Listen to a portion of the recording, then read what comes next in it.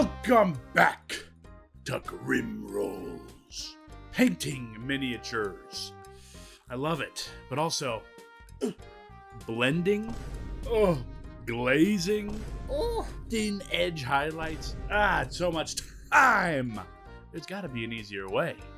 That's where a little thing called airbrushing comes in. Supposedly to save me time, make things easier, and elevate my painting skill. I only have so much time throughout the day and week, month to dedicate towards miniature painting. But these prices, expensive. That's why I went on Amazon and found one of the cheapest airbrushes I could find, as well as a cheap air pump, whatever it's called, air compressor, I guess would be the correct word. And I'm going to put to the test mainly airbrushing a miniature. I have tried airbrushing before and I did not follow a single tutorial on how to do it. No idea how it worked. When I first started painting, I just poured some Zenithal paint right into the paintbrush or the airbrush, started spraying, and after the first miniature, the thing clogged. I could not clean it. It never worked right, and I just thought airbrushing sucks. And I never tried it again.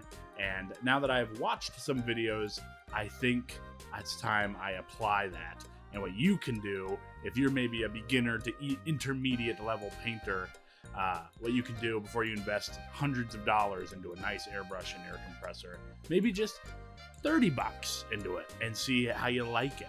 So no more talking. Let's get into it. Stop stalling and let's airbrush for about $30.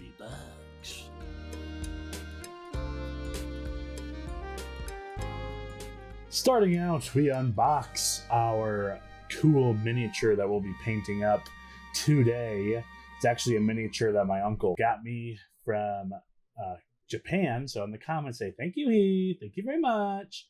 It was a pretty simple build. It was just, I'm not even sure what material this is, some kind of plastic or resin. Just had a little clipping I had to do on its wings. And then it was as easy as just, I decided to super glue it. Just because I was not sure at all what kind of material this was. It's a weird material. It kind of reminds me of like the Star Wars Legion kind of guys. But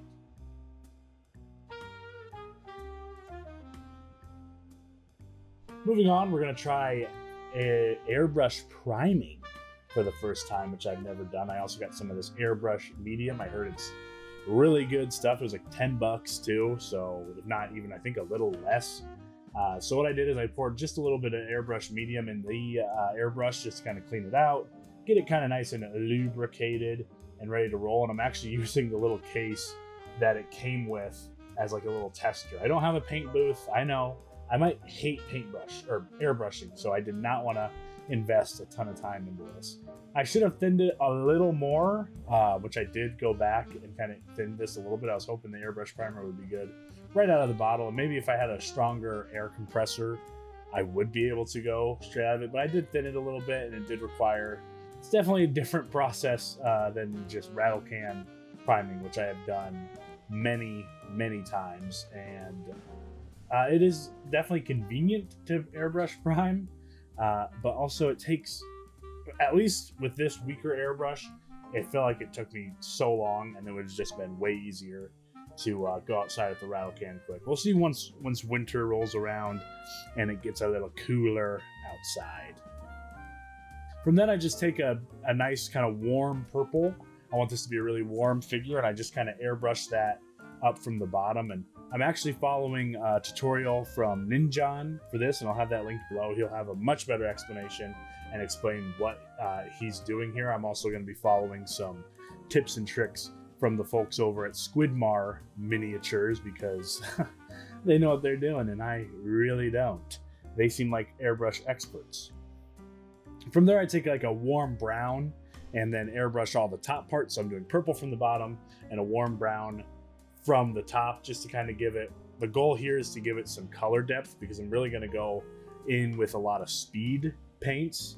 Again, I don't have a ton of time to dedicate towards painting in the week. You know, I have a lot of other responsibilities in my life, and I just do not have a ton of time to dedicate to this. So I want to maybe test out and figure out a quicker workflow.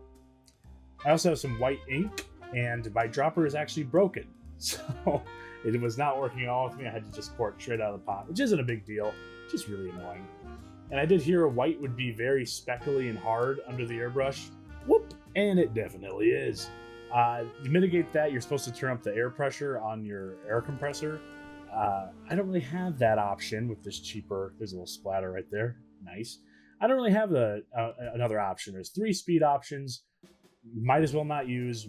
Also, probably shouldn't use, and the highest level, which you're just going to use. So there is really no other option. So I thinned it down a little more, and it worked just fine. I'm going to cover it all up anyways with other paint. From here, I'm hitting it with a little warm yellow, kind of, again, from the top, just kind of covering up a little bit of the white and brown that I did. I'm trying to bring some of that richness back in that I had with the brown, some of that warmth. And I'm mainly focusing on a lot of the top uppermost regions and a lot on the face. That's kind of what I want the focal point to be, is the face, and then his little gem. We're going to try some fun stuff with his little gem. So I'm really giving those a ton of love. From there, I'm also hitting it with a little orange on the underside here, like a little red. Actually, this is just red ink, not orange. Excuse me. Just a little red ink as well.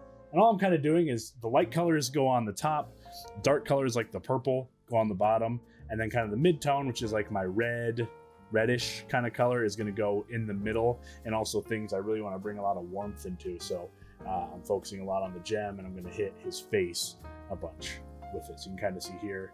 Even then, I went back with like a creamy white, which I'd use the white ink with a yellow speed paint actually to get this kind of this creamy yellow. And I'm just kind of hitting things that I really want to be the brightest, most focal point of it. So a lot on the face, a lot of the gem, and a little bit on the tips of the wings, just to bring that forward. But you can kind of see how that's kind of popping forward on the model, and that's already drawing a lot of attention, and everything else is going to kind of recede, hopefully, within the back. So this is a ton of setup, a ton of setup on the airbrush, cleaning it in between each colors.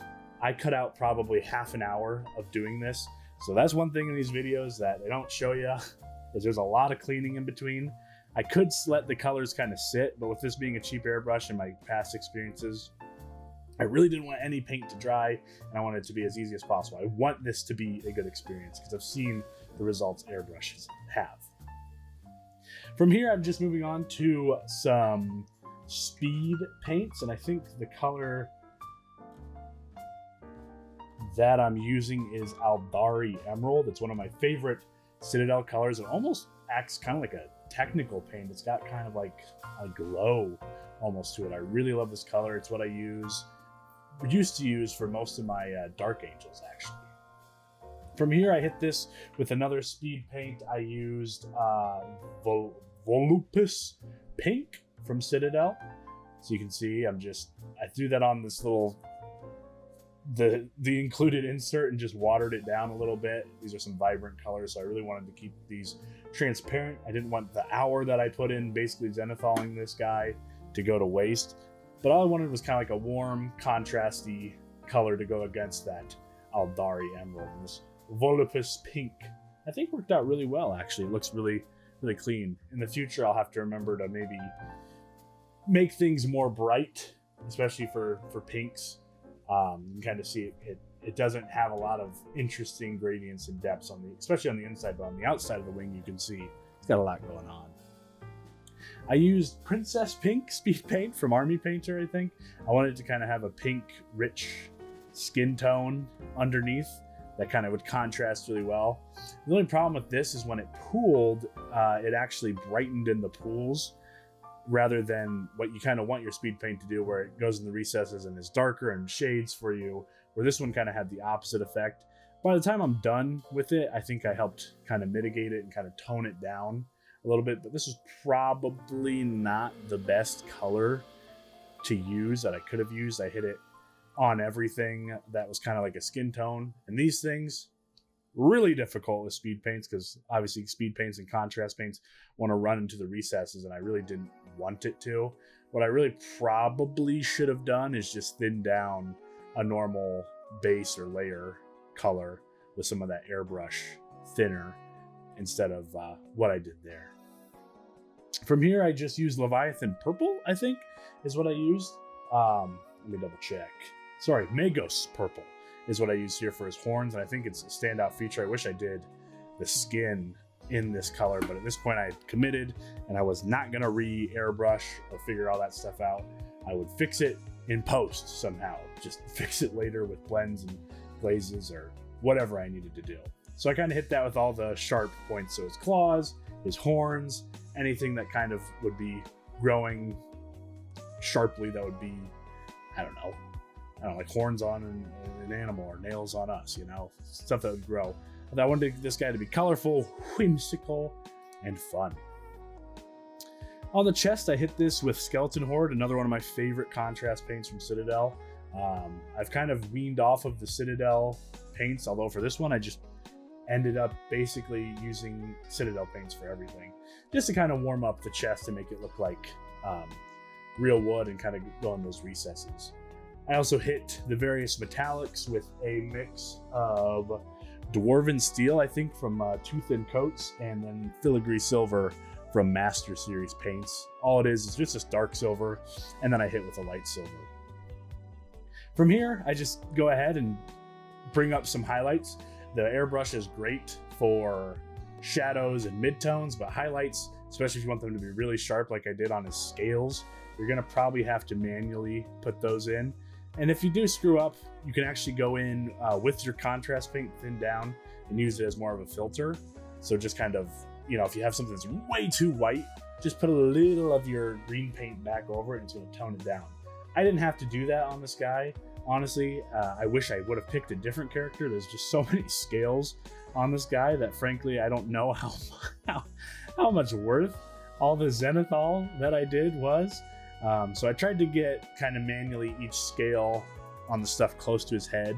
And then as I moved down, I did more of like a dry brush technique on the bottom half of his body, because I didn't really care about those having a ton of super insane highlights. Again, I want the focal points to be his face and the gem. I also went ahead and added some interest to the wings, just with kind of a light, warm, reddish pink color, just kind of slowly building up some highlights and catching some of those details and ripples in the wing. I didn't spend a ton of time on the wings. I really want, again, it's supposed to be a speed paint challenge. So the highlights, I spent maybe 45 minutes hitting all these highlights, just kind of getting out details that I wanted to get and picking out things that I really wanted to pop on him. I did not spend a ton of time, just a lot of quick, scratchy highlights and move on to the next thing. I'm trying to prove that I don't hate the paintbrush method, and I think doing it this way definitely helped. You can see here, just getting all the highlights, although these highlights, as we're going to find out, really didn't do much. I kind of had to go back after I do a little fun little effect, which, hey, I don't want to spoil it. Well, actually, it's happening right now. So I did go back in with some of that white ink. I wanted to try some object source lighting. So I wanted his eyes to glow, as well as like the jewel that he's holding to glow. So I hit that with just a light spray of white ink, making sure to kind of hit some surrounding areas as if it was light glowing off of him. I kind of want to tell a story through this, like either the gems provide this dragon some power and that's why he wants it, or he provides power to like these gems that he's picking up. It's like a mutually beneficial kind of thing. I had a orange glaze from Duncan Road's Two Thin Coats, which is like perfect for doing this. It almost acts like an ink, almost, if you're used to the Vallejo inks or just a really thin down color, which you can just do that. Just get a bunch of paint thinner, do about like 4:1 paint thinner to paint, and you'll have a nice little filter or glaze that you can kind of put over. But it's just straight out of the pot with very little paint thinner. These, if you have a Duncan Roads glaze, are perfect for doing object source lighting. I think this turned out great. It's the exact effect I want. I hit it really hard where I wanted the main glow to come from, and I just kind of lightly, put very little paint through. You can kind of see on the chest, just covering back up the white. You can see using this really thin down transparent paint, It doesn't really cover up anything that's not white, but anything that is hit with that white ink is going to absorb a lot of that color really easily. I also have a bunch of Turbo Dork effect paints, and I should have watched a tutorial on how to use these beforehand. I figured it would just be as easy as a couple coats on it. I ended up using blue tack, just covering up everything I didn't want airbrush, which worked really well. I just put it really lightly on. It did not rip off any paint when I took it off, and I really just smothered it on there. I watched a video and it said I should do a bunch of thin coats of it, because that's everything in miniature painting, but I just wanted to I just wanted to see it. I just wanted to be done with it. Then from here you can see I had to re-highlight everything with like a yellowy orange, everything that kind of orange touched. And after those highlights, and I also hit all the kind of edges with just a dot of basically pure white, just to make it kind of look like it was glinting. I did that with the gem, with the tips and corners of our dragon's eye, just to kind of give that effect. There was also a little skull that was hidden down there that I quickly painted white, and then I gave our little dragon some lizard eyes, which actually I was very worried would ruin it. Turned out great. I also hit that skeleton, or skull, excuse me, it's a big skull, with just some of that skeleton board contrast paint. I also went in with a little wash of my marine juice that I use. I reference it in this video. You can check it out in the top corner. It's just a really nice, reddy, warm wash that kind of brings out a lot of warmth in characters. And I really want this guy to have a lot of warmth within him. You can kind of see how just putting a thin little wash helped kind of bring everything back out. I'm still hooked on washes. I just can't quit them. And there you go. One miniature airbrushed mainly. For a more detailed tutorial, I would recommend the tutorials I watched. I've linked them in the description below. They're definitely worth watching if you've never airbrushed before. I just kind of followed along with the tutorials and the tips that they gave, and I think, is it the greatest painted guy in the world? No. Is it competition level? Probably not. I could maybe submit it and maybe get a pat on the back, but is it the best miniature I've probably painted? Yes. It did take a long time with all the Zenithal and stuff, but if I really wanted to, I could have skipped all the color depth stuff, and that would have saved me a ton of time. But I wanted to try as much airbrush techniques as I could, and if I was army painting, doing just a bunch of guys at once with the airbrush, that Zenithal method, the Ninja method, I think you would save a lot of time doing that, and you could just apply your speed paints, and you'd have way better looking miniatures than you would just with a base Zenithal, and I think it's worth the initial time investment. With all that being said, let's take a look at the final. Let's take a gander with a final look at our final. Let's take a gander with a final look at our dragon.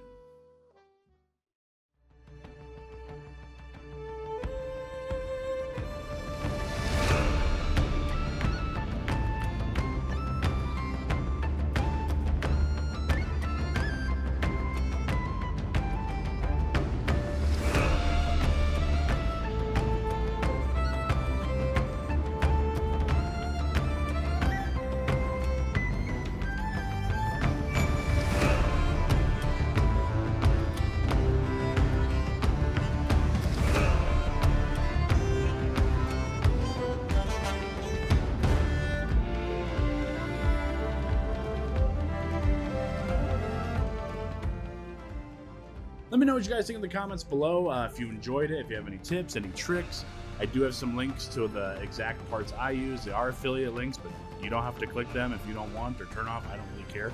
I have airbrushed a couple miniatures since then, and they've turned out great. I'm slowly figuring it out a little bit, but definitely is something I'll need to practice more. But I do think overall has sped up my workflow and improved my painting. So really a win-win. It's just a lot of cleaning, and I just want to get paint on the model. That's the only downside to airbrushing. But do you need a really expensive paintbrush off the bat? I think this $15 one serves just fine. With all that being said, thank you so much for watching, and I will catch you guys next time on Grim Rose.